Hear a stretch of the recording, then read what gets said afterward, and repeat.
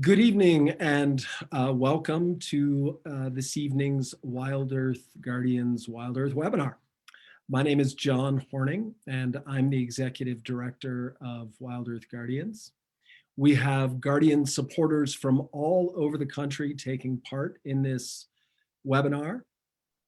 And I'm excited to have you all, excited to be here this evening.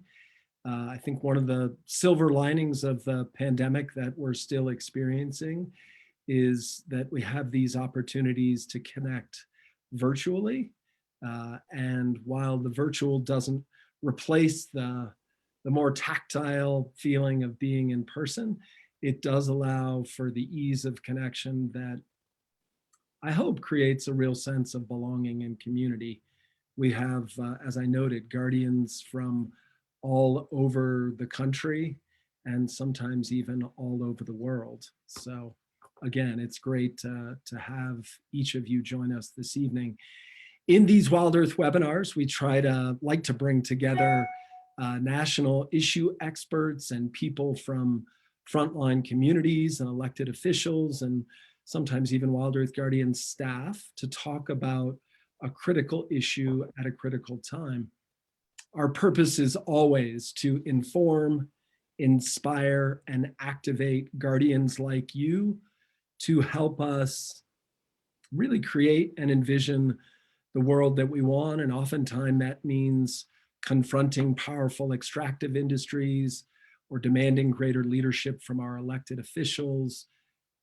As I said, to envision and enact the world that we want and solve the deep problems of our time. On this call and all the webinars that we do, I like to take questions. We'll do that in the middle and towards the end. So please share your questions in the chat box. Today, we'll be talking about the protection of public wildlands in the Northern Rockies, including parts of the states of Idaho, Montana, and Wyoming. And with me today to discuss these matters is Michael Garrity. Michael is a fifth generation Montanan and the executive director of the Alliance for the Wild Rockies, which is the group responsible for envisioning and advocating for the Northern Rockies Ecosystem Protection Act, also known as NREPA. He's joining us from Helena, Montana. Also joining me is Carole King, a longtime wilderness activist and visionary advocate for the Northern Rockies Ecosystem Protection Act, as well as a world-renowned singer-songwriter. She's joining us from Ketchum, Idaho. It's great to have you both. Welcome to this Wild Earth webinar. Thank you, John. Thank you. Happy to be here. Yeah. So I thought we'd start just by having each of you describe how you come to the work of protecting wild public lands in the Northern Rockies. So why don't you go, Carole, and then we'll have you go, Mike. Okay, first I would like to begin by thanking our longtime progressive lead co-sponsor in the House, Carolyn Maloney. She has introduced Naripa again this session, and also to thank our more recent sponsor since 2016, Sheldon Whitehouse in the Senate, for being our lead Senate co-sponsor, both dedicated to the environment. So beginning with the thanks. So I was living in a rural county in Idaho where the beauty and the complexity of wild nature was part of my daily life. And some folks from Montana, not including Mike Garrity, because he was not with the Alliance then, came over to my place and brought the Northern Rockies Ecosystem Protection Act, which had been written by scientists with an awareness of an ecosystem that overlapped its 5 states, Idaho, Montana, Wyoming, Washington, and Oregon, parts of Washington and Oregon. And I was just so impressed. And I said, yes, how can I help? And they said, well, we have a great case to make, but you can open the doors. And that's how my longtime other career as a volunteer advocate in Congress for the protection of the Northern Rockies ecosystem came about. Cool. Very cool. How about you, Mike? What's your origin story for your Naripa work? I'd have to blame my parents. They had 6 kids, and they took us backpacking a lot because backpacking was a cheap way to entertain 6 kids. And over the years, as I got older, when we would climb different mountains and look out over the valleys, I would see a lot more clear cuts that I hadn't seen in the past. And I think the Northern Rockies are unique. We have almost all the same native species that were here when Europeans first arrived. And not very many places can say that. So I think it's important. Almost all Americans know where Yellowstone is. And Yellowstone is a key core area of the Northern Rockies. So it's important not only to me, but I think to most Americans. Yeah. Great. Can I jump in and say something really quickly? Yeah, please. The parks are within the ecosystem, but the land, they're already protected as parks. The land we're seeking to protect with the act is land outside of the parks. Is that fair to say, Mike? We do designate some areas in the parks as wilderness that the parks themselves have asked to be designated as wilderness. But the purpose of the bill is to protect the areas between Yellowstone and Glacier Park so that species can connect and not be isolated and in the end inbred. Yeah, and we'll give people a map here in a moment so they can get a sense of Naripa and how the parks relate to the other unprotected public wildlands. I want to ask another question about Naripa. I was just a few years out of college, I think, when it was first introduced, if not in legislation as a concept. And I just remember being inspired by the boldness and the grandness of the vision. Naripa covers 23 million acres. And so the scale is really enormous and almost daunting. I'm wondering, both as a way of introducing yourselves and Naripa, if you might describe a place, a wild river canyon, a mountaintop that is both special for you and that simultaneously captures some of the essence of Naripa. And I'll invert the order so you can go first, Mike, and then you, Carole. The special place I'm thinking of is on the eastern edge of the Bob Marshall Wilderness, so in the middle of the map on the top, and it's called the Rocky Mountain Front, and it's been called America's Serengeti. It's this dramatic change from the plains to abruptly mountains, and that are very steep and rugged. But it's a pristine area that's home to grizzly bears, lynx, wolverines, and it's essential for these species to survive that we protect the Rocky Mountain Front. And that's the additions to Naripa would be the darker green areas on the right side. So it's just south of Glacier Park on the eastern side of Yellowstone Park. And I just think the visuals there are just amazing. Yeah, cool. You know, I've never seen the Rocky Mountain Front. I'm almost embarrassed to admit that, but when I'm listening to it, reminds me of John McPhee's book, Rising from the Plains. And, you know, all of us Westerners know that there's magic in places where the plains meet the mountains, those mixing of ecosystems and the visual relief. So what about you, Carole? Is there a particular spot within the grandness of Naripa that is especially special to you? There is, and if it's still, I see it on my screen, so I hope others are viewing the map. My place is located, if you see the massive sized light green area sort of in the middle of the map, That's in Idaho, and that's mostly, I think, is the Frank Church River of No Return Wilderness. So my place is kind of at the bottom of that, where it goes to the darker green. There's a chain of glacial lakes in the White Cloud Mountains in Idaho called the Bourne Lakes, which I believe was named that because I think I'm correct in this, that the Warm Springs Creek drainage originates up there, and Warm Springs Creek feeds into the Salmon River between Stanley and Challis, Idaho.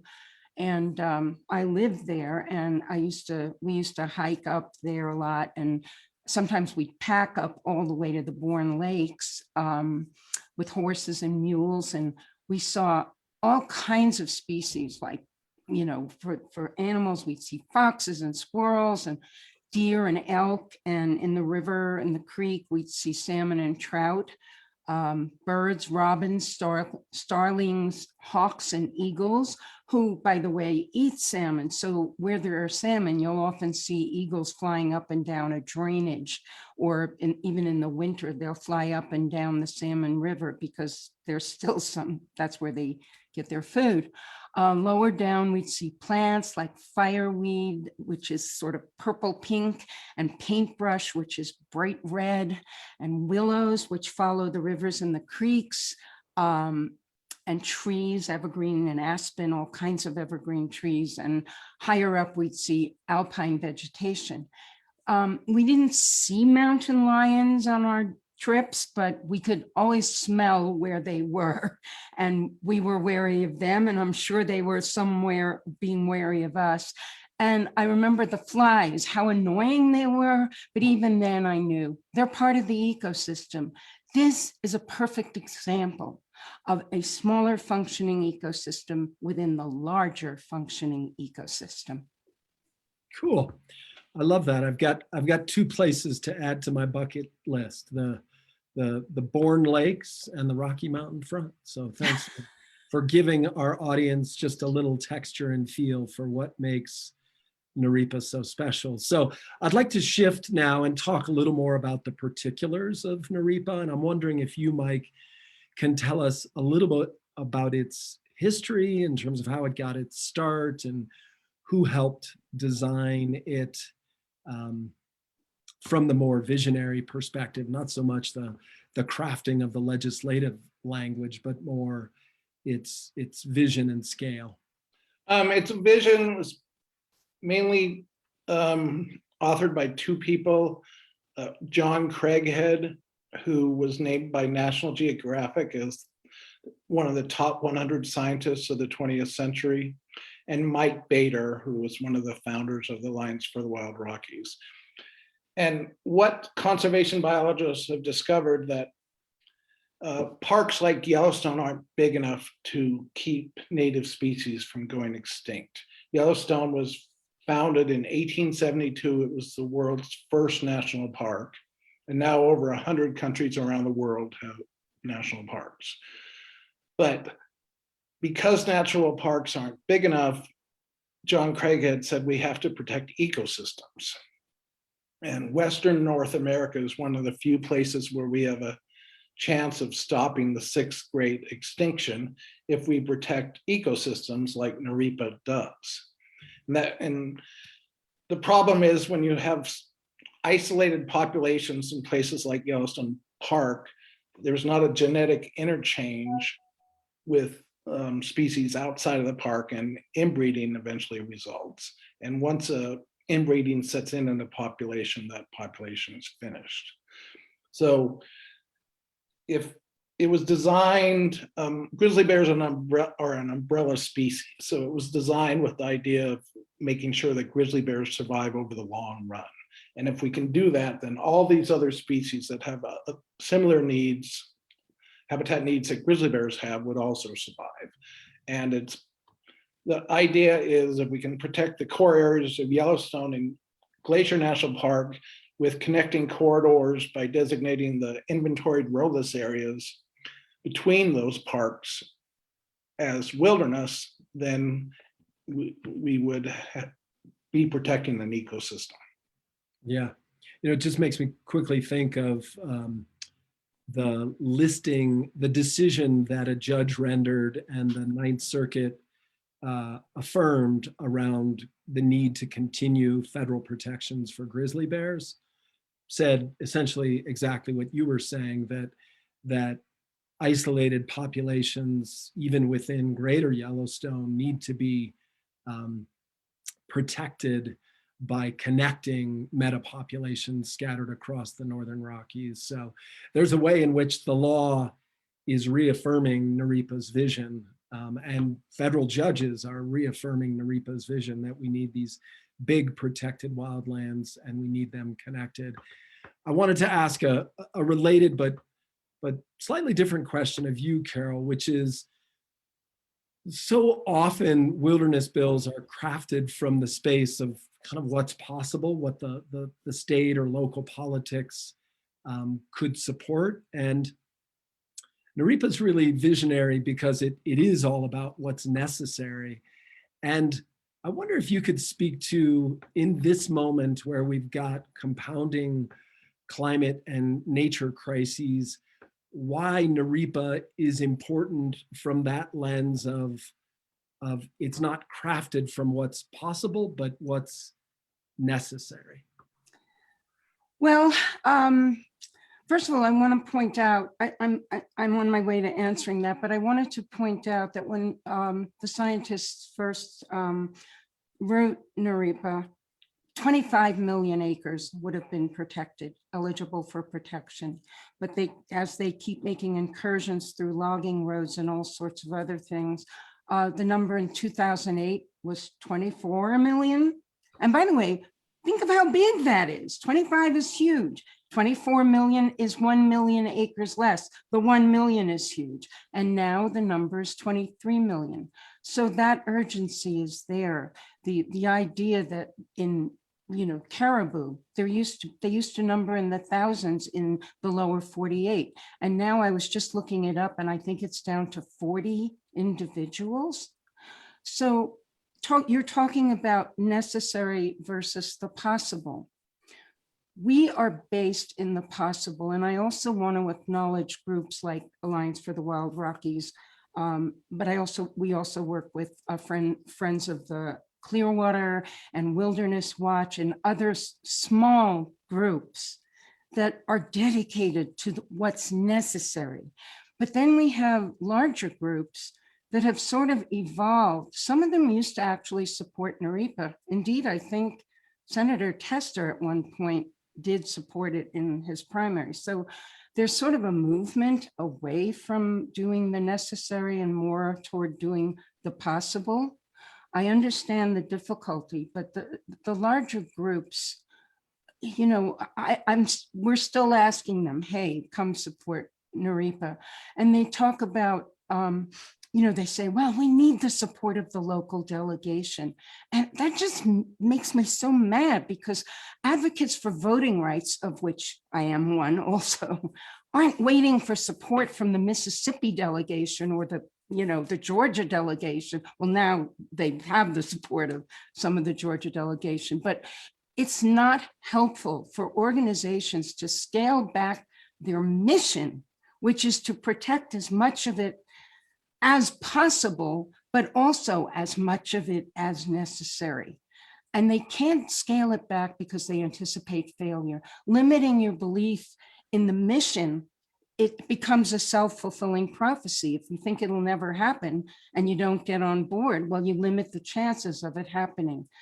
But what's encouraging to me and why this is more relevant today, I want to tie it to what's happening today. You have the big groups, the small groups, and the Biden administration are united in support of the initiative known as 30 by 30. For folks who don't know, it's a global initiative to protect 30% of the land and water on the planet by 2030. And one of the excuses they give is, no, NREPA's too big. That's the point. They're missing the point. NREPA will substantially advance the goals of the initiative that they support, 30 by 30. Yeah, it's you said a couple of things there. I love the analogy that you made about imagine if, and I don't think we could imagine this, if voting rights activists said, we need to limit our vision and our political agenda based on what states in the South think is possible. It would be unimaginable for them to do that. And I think that's, as you're saying, exactly what wildland activists are doing when we allow the more conservative delegations in Montana and Idaho and Wyoming to limit what's possible. So I really just appreciate that analogy. I wanted to just take a second. You mentioned this, Carole, the threat of logging, but to give Mike an opportunity to remind our audience and inform our audience about why the need to designate these wildlands as wilderness. What are the threats to them? Just some basics for our audience so that they understand why it's important to protect these lands and from what. Well, the biggest threat, not only to these wildlands, but to humans, is climate change. And as the climate warms, a lot of these species that have evolved in a cooler climate are going to have to migrate to higher elevations or to further north. And so NREPA has these corridors that allows species not only to interchange genetically, but also to migrate if they have to. So that's really important.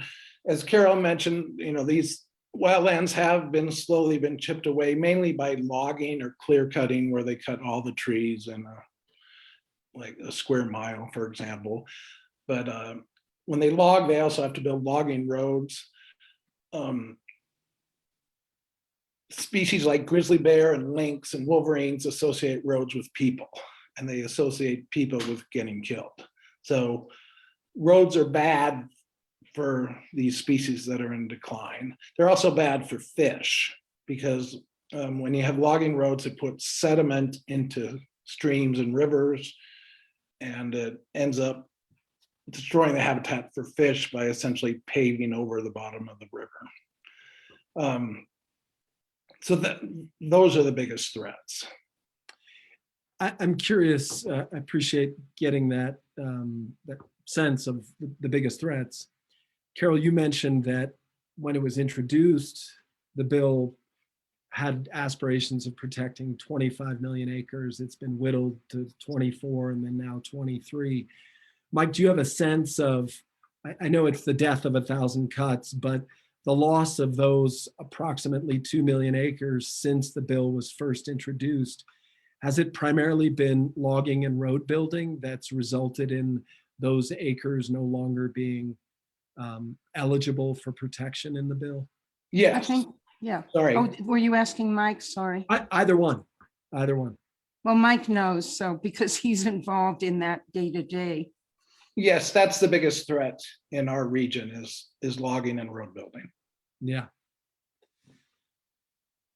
Yeah, well, it just speaks to some of the critical forest protection, forest defense work that I know you have been doing for quite a long time now. So thank you for that work.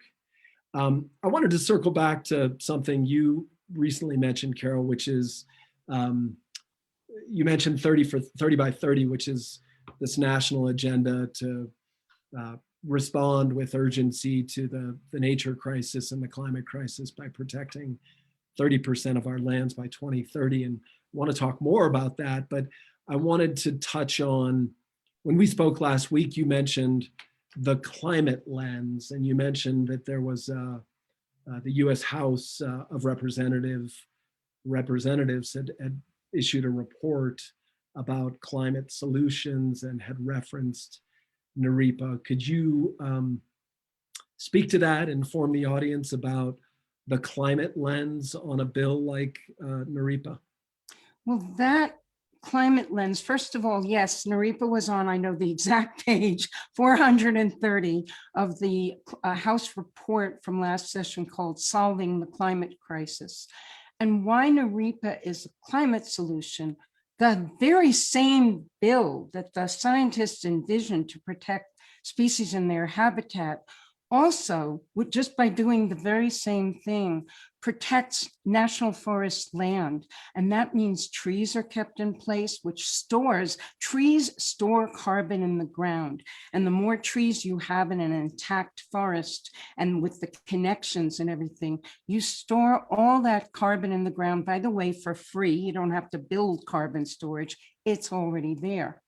And that stored carbon will slow climate change if it's released by all the logging. And the timber industry claims, oh, it doesn't release that much. They're wrong. The science is that logging does set the carbon into the atmosphere, but there's a lot of components to that. For the climate, why does the Northern Rockies affect, say, Rhode Island and New York, where our lead sponsors are from? Well, that stored carbon in those massive amounts of acres keeps oceans from rising more rapidly. And that does affect coastal weather and the coasts. So that is all connected. And also, speaking of water, another thing that NREPA does is it protects headwaters on both sides of the continental divide. So if you're thinking of that, tippy top rooftop of our continent, that all that water eventually makes its way down to the Pacific. The other direction goes east, all the way down to the Mississippi. So that is a lot of protection that we get. And even for people in between there, for example, people who have farms nearby, they have drought, they have wildfires to worry about. But if we protect this water by keeping the trees up at those high elevations intact, they provide shade, which keeps the water up there as snow longer in the season. So it doesn't come down too early, but it comes down later in the summer when it's needed to mitigate wildfires and drought. So NARIPA does so many things, and it's just the way it's pretty much, except for the acres we've lost, it's pretty much the same as it was back when the scientists envisioned it. One size fits all.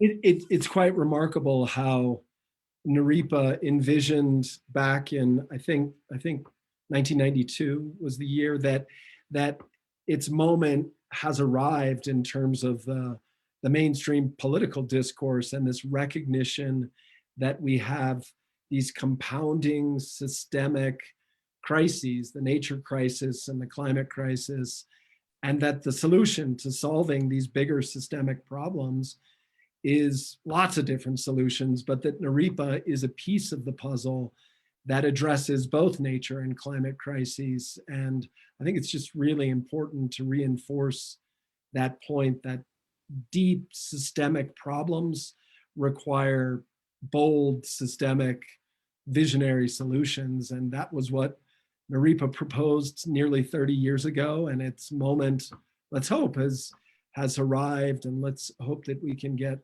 even more political and popular support for it. Mike. Just as a follow-up to Carole's answer, almost all timber sales in the Northern Rockies lose money. So Carole mentioned the people in New York and Rhode Island. Well, they're also paying for all this logging that's destroying this land, because it's all Forest Service land that we're talking about. We're not talking about private land or state land. And so the Forest Service pays for all this money losing logging using money from taxpayers, and taxpayers live all over the country. So it's not just people who are in the Northern Rockies who are paying for this destruction. It's people all over the country. And then just to clarify, one thing you said, John, is NARIPA also covers Eastern Oregon and Eastern Washington. So it's 5 states. And in Oregon, the largest source of carbon is the timber industry, is logging. So Carole is right, logging does release a lot of carbon into the atmosphere.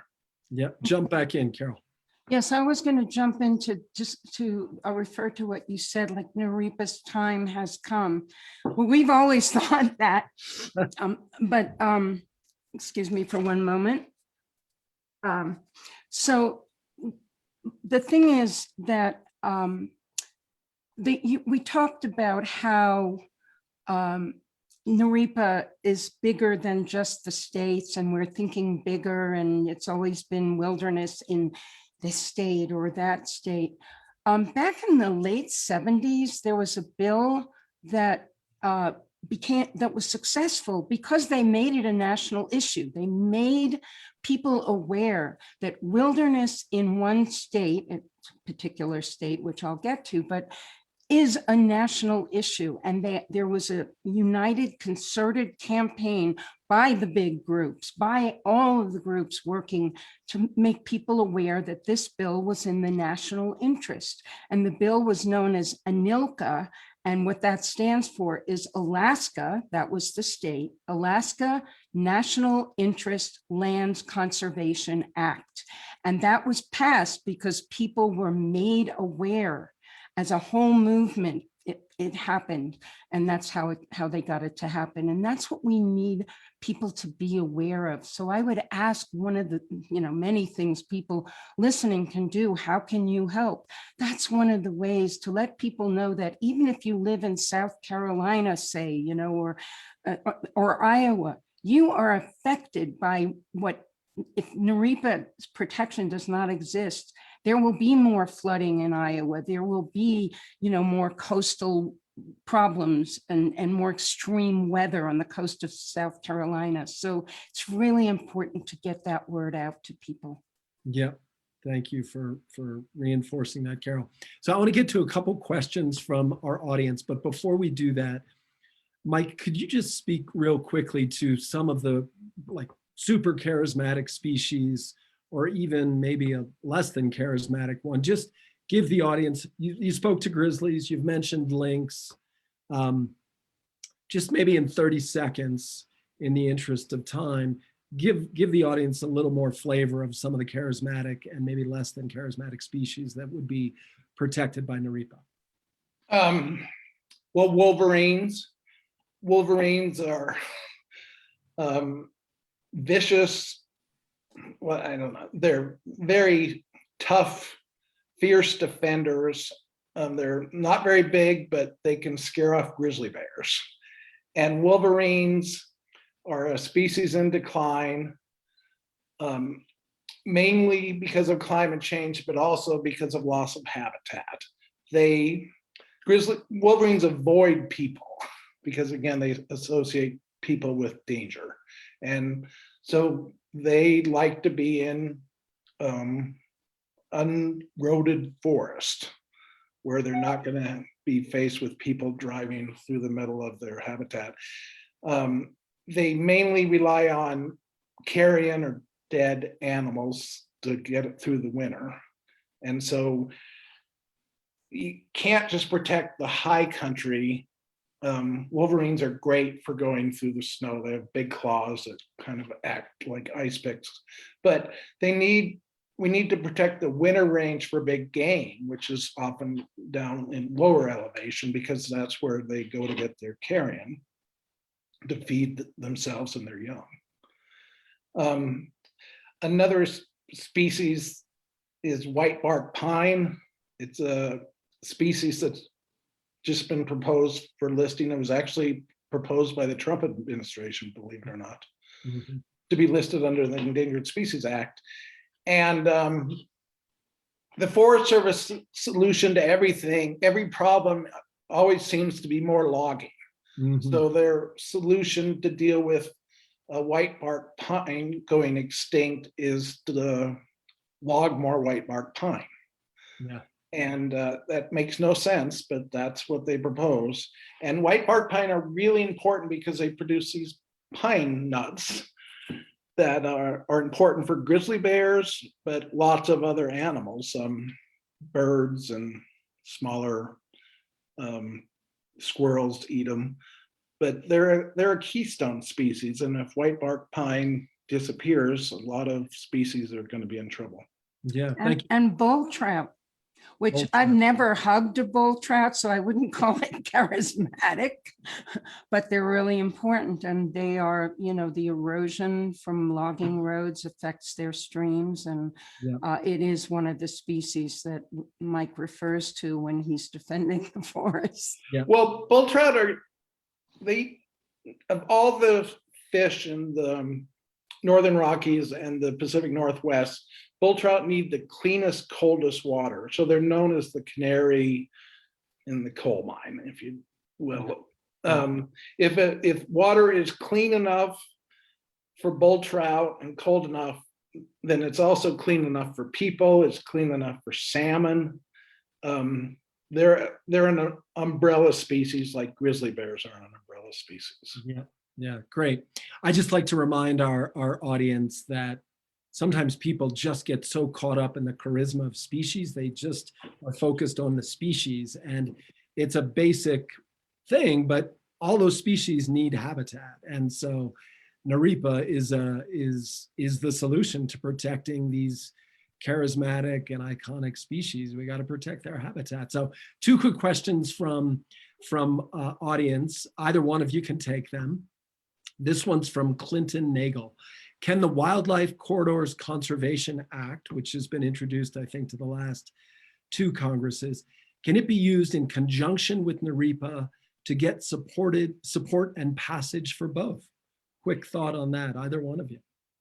Mike? I'm not familiar enough with it, but I do know Clint, and if he supports it, I'm sure it's a good bill. And NAREPA is all about corridors, so I would think that they would work well together, and passing one would undoubtedly help pass the other bill. Yeah. Okay, another question before we get back to our lineup. This one's from Jeff Jewell. Is there an opportunity to expand or connect the Naripa landscape to unprotected areas of wildlands to the south, such as Utah? I'm thinking like a continental scale, if not bill vision. What are your thoughts on that, either one of you? Well, Naripa goes right down to the Utah border.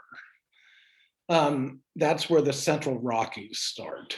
And so it's designed to have corridors all the way to the Central Rockies so that species in the Northern Rockies can connect with species in the Central Rockies. And historically, we have the same species. There used to be grizzly bears throughout the West, for example.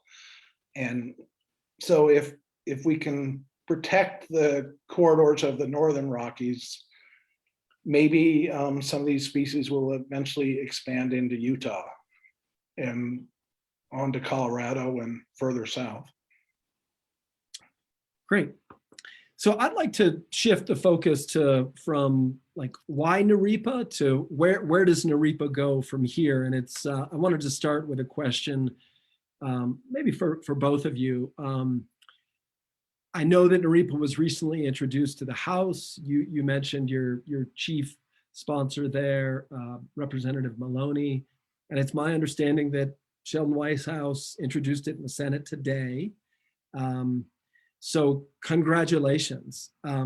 It seems like you've largely done this on your own, as Naripa really hasn't been endorsed by any of the large national environmental groups. And you spoke to this earlier, Carole, but I wonder if both of you could go back to this, especially given sort of the dissonance around Naripa and its resonance with the 30 by 30 vision. It seems like the national environmental groups have kind of abandoned that they once were maybe more supportive, and they are not today. Why is that? Why was it that Naripa once benefited from the endorsement of many of the big national environmental groups, and today they're silent? You want to start with that, Carole? Yeah, I mean, I can't speak for a reason why they do it. I suspect that it's easier to go for low-hanging fruit. It's easier to get less. And my whole approach to the work that we do. And I, by the way, I always say, and it is true that I speak for some of these other groups, you know, the ones that I know and that I work with, in that I am there to represent their hope that we can do it all. And I don't think it's such a great idea to go in and ask for half of what you want and be prepared to settle for a quarter of what you want, when what you want is what is necessary. So I just disagree, and I kind of go around. I do have my own access, thankfully, because I am a known person to many of these members. And I've noticed that when I come in there, it's a funny story, so I'm sharing it. When I come in to meet with various members, and I haven't met them often, not always, but often, even some who politically differ from me will say, "Oh, I'm such a big fan," and you know, and we have that exchange, which is lovely. I love that. But then when we get down to business, there's a whole shift in the members' attitude. Okay, we're getting down to business. And which is great, because that's what I want. And I come in there with knowledge. I come in there I'm just the celebrity. I come in there, I care about this, I know about this. If you ask me a question I don't know, I will ask Mike or, you know, Gary or George or any of the people I work with. And so that experience to me is like, if I'm going in there and I am in the door, I want to ask for what we want and tell them why it's important. And yes, it's taken 30 years. And I don't know why the groups, it would take a lot less time if we could get the larger groups engaged with us and work as a united community of advocates. I wish we could. I wish them well, but come on, guys and gals. But I think that's the approach that I don't know how to do it any other way. There's a time for compromise, but not when you walk in the door, for God's sake. Yeah, it is discouraging, and just listening to you, I imagine I'm inspired, and I imagine it's what we need more of. Vision inspires, boldness inspires, as that quote, boldness has magic and power in it, and we just need to reach more people to move the center. And so thank you for your passion, because again, it does inspire people. I want to ask a related question again of both of you, which is, and we've touched on this, but you know, wilderness is the gold standard. Wilderness, in order to achieve the designation, requires an act of Congress. I know Naripa is more than just wilderness. There's wild and scenic river designations as well. All of this requires an act of Congress.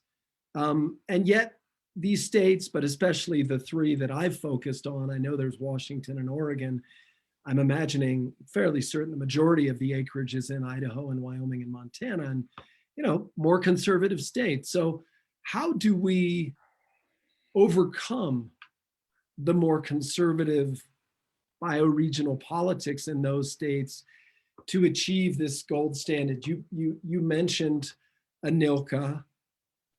Maybe amplify that theme and speak to that as well, Mike. Can I take that one? Yeah, please. Persistence.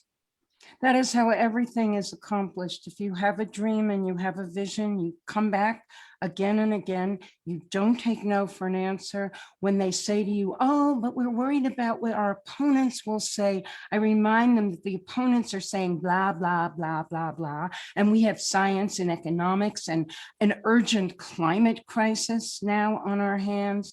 I mean, my grandchildren's generation is looking this crisis right in the eye. And I tell them, we don't have time to dither. And you keep coming back again and again. You don't take no for an answer.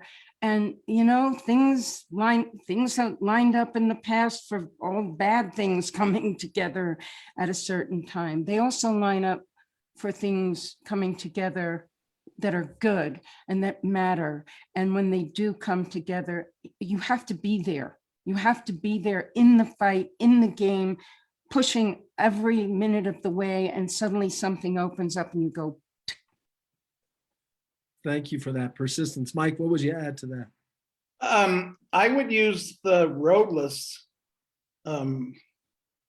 designation as an example. The majority of Americans supported President Clinton in protecting roadless areas, and the majority of Montanans supported protecting all roadless areas.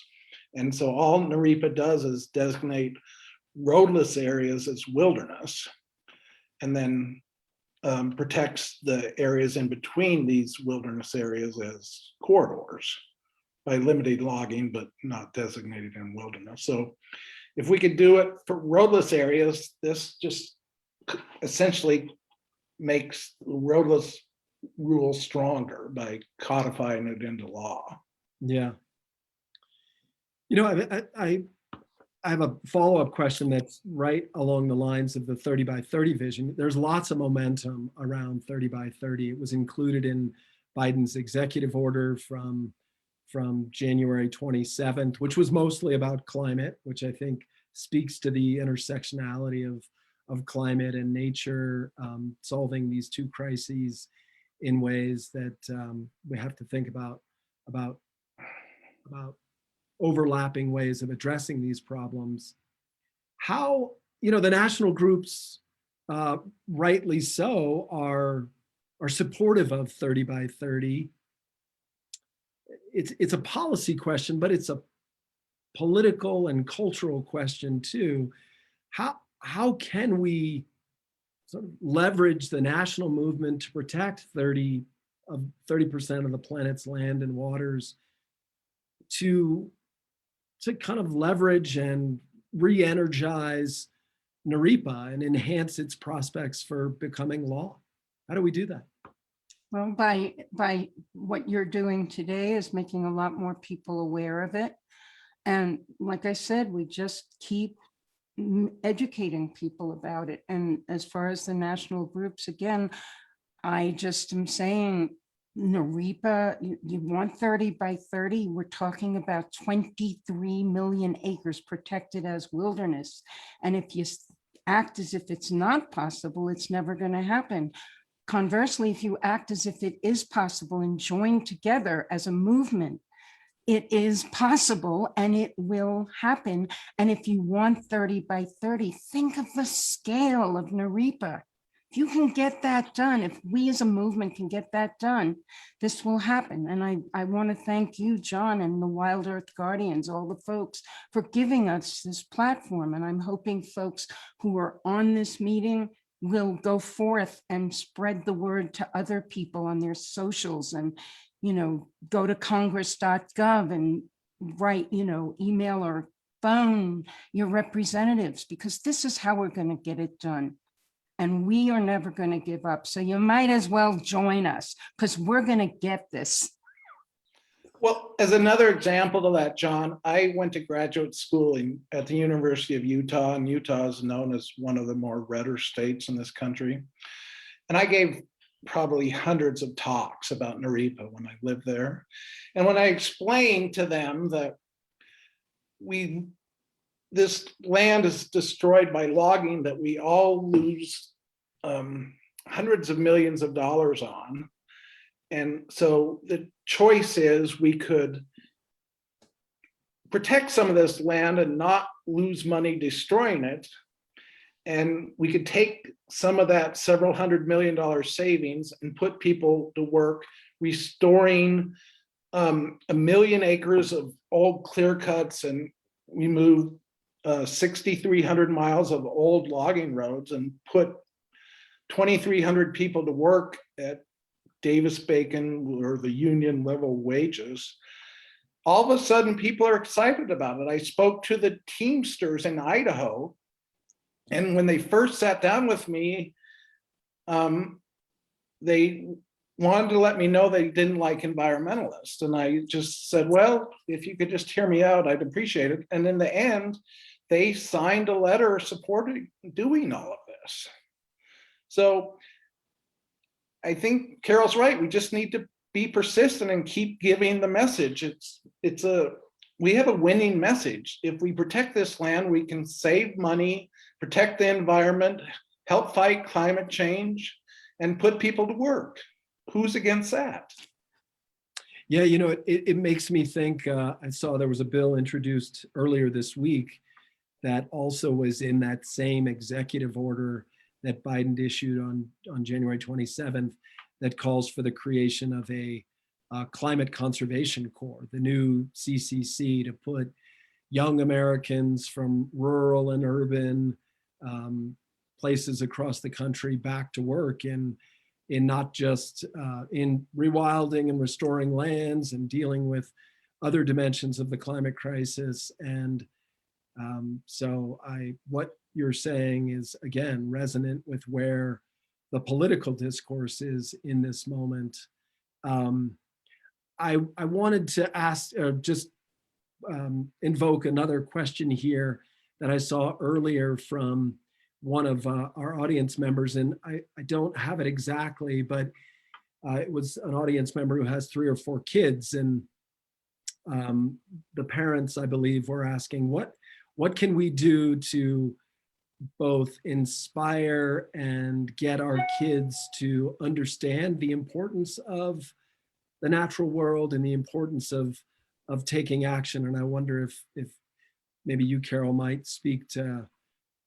Well, for one thing, you bring them if at all possible. And even if you live in a city and you don't have a lot of money and you can't travel, you can still make them aware of nature and how it works, because like Central Park is a little bitty ecosystem, which includes a lot of humans, but that's one way.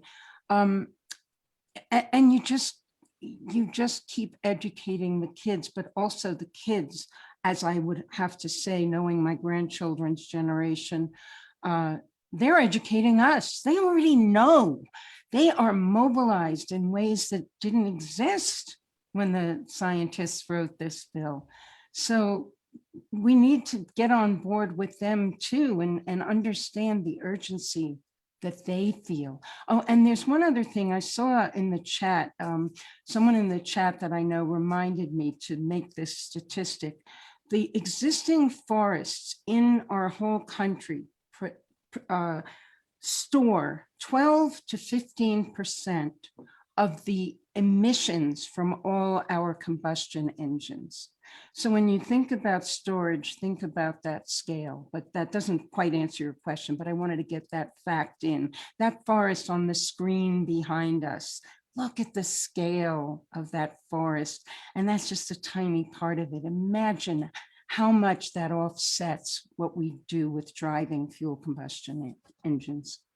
Yeah, it's visually beautiful, and as you're saying, a part of the climate solution. I have maybe one more question for each of you before maybe we get to a close. So many times we think, we hear about, and rightly so, the argument for protection coming from ecological and biological imperatives. And again, I agree with them. And then oftentimes we hear about economic imperatives because we live in a capitalistic world.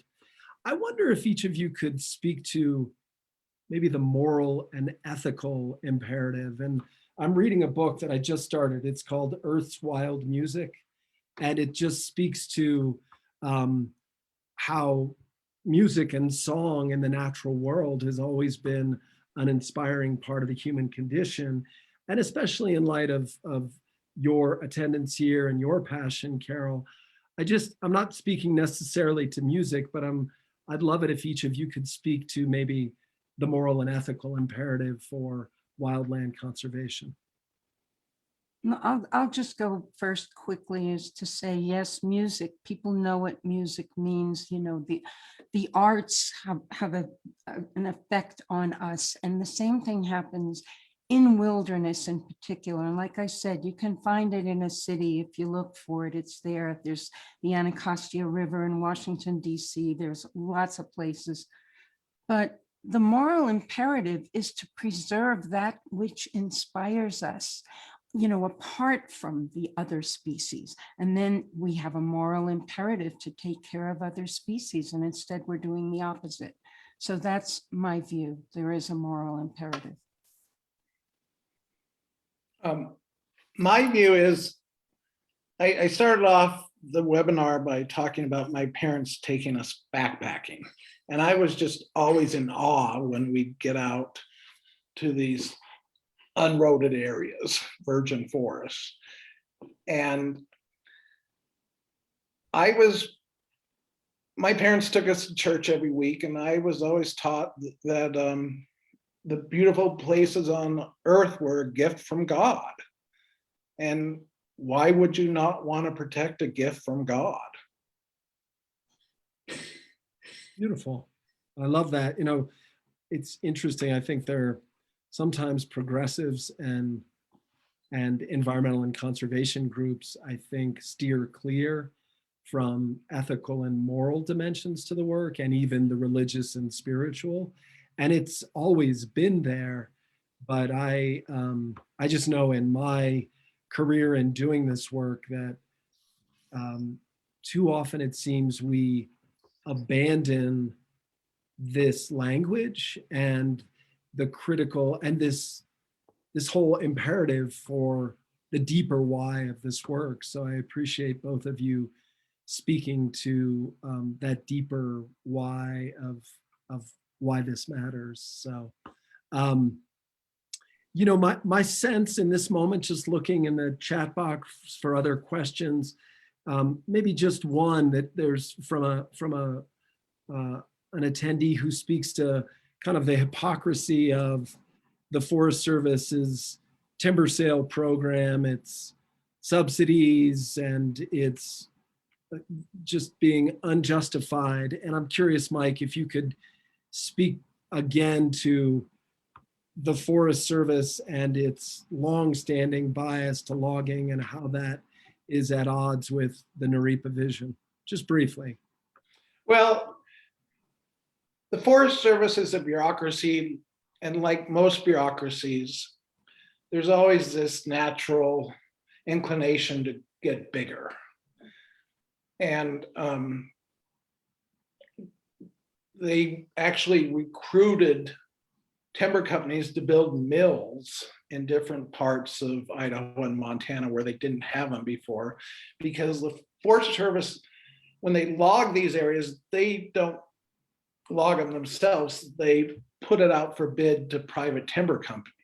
So for the Forest Service to get bigger, to log more, they have to have timber companies to move in to do the work for them. So it's, and wilderness areas really don't take management. Nature manages wilderness areas for free. And so that's not something most bureaucrats want to do. Their key word is management. And I said earlier, they think logging is the cure for all ills. Well, that's, so instead of saying that, they talk about management. We need to better manage our forests to deal with climate change and wildfires. And what they're really saying is we need to cut down all the trees. Yeah. Yeah, there is just a deep, as you're saying, this embedded cultural bias to the need to manage the landscape, and that being at odds with a more humble view in which humans must exercise restraint. I want to close, we're at time, with just asking each of you, you know, tomorrow's Earth Day, it's Earth Day Eve, and people will be taking action all over the country, hopefully all over the world, in an effort to respond to the urgency of our times.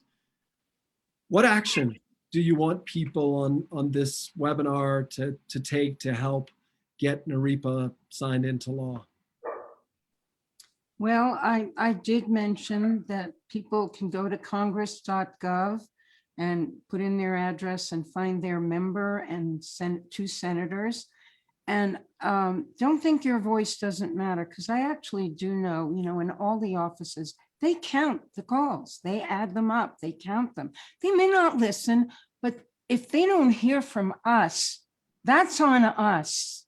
So that's one thing.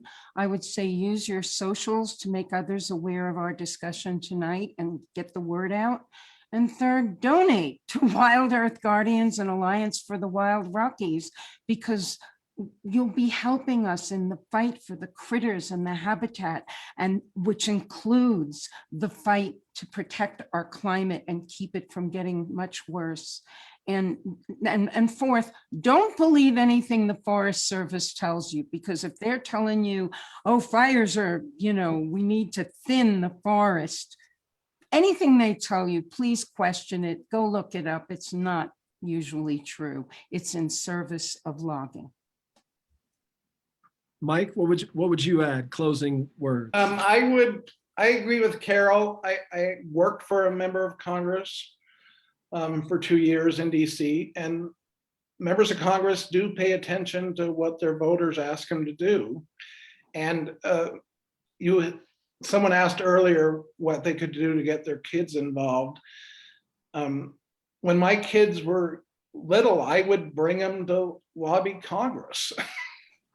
It was very educational for them. I mean, I remember going in with Carole and my kids, and I think my daughter was probably 3 years old, but she still remembers it. Yeah. Lovely. Lovely. I've got 8-year-old boys, and they're inspired, passionate people, but I haven't taken them to Congress yet to lobby. So well, they don't have to go all the way to DC. Well, we will. Come home every week, and they can go to their local office. I grew up in DC, so we're going to DC, and we're going to lobby our members of Congress. So thank you. Well, I'm adding that to my bucket list as well. So I want to thank you both again, Carole, Mike, for your passion. This theme of persistence, it is the only way that great things get done. And you both embody it with your presence and your energy. And I just want to thank the audience for joining us. These are critical times for our nation, our democracy, and for the natural world. Thankfully, we survived the last 4 years. We have new vision, new leadership, new opportunities, and to take full advantage of the new vision and leadership, we need everyone on this call to spread the good word and to feel the passion here, and to feel to be inspired and be just as persistent as both Carole and Mike in envisioning the world that we want and need. So again, thank you both so much for joining me, and thank you audience members as well for joining us and sharing your questions. So thanks, John, and thanks, Wild Earth Guardians. All right, everyone have a great night, and we'll see you again soon on another Wild Earth webinar in a few weeks. Take care.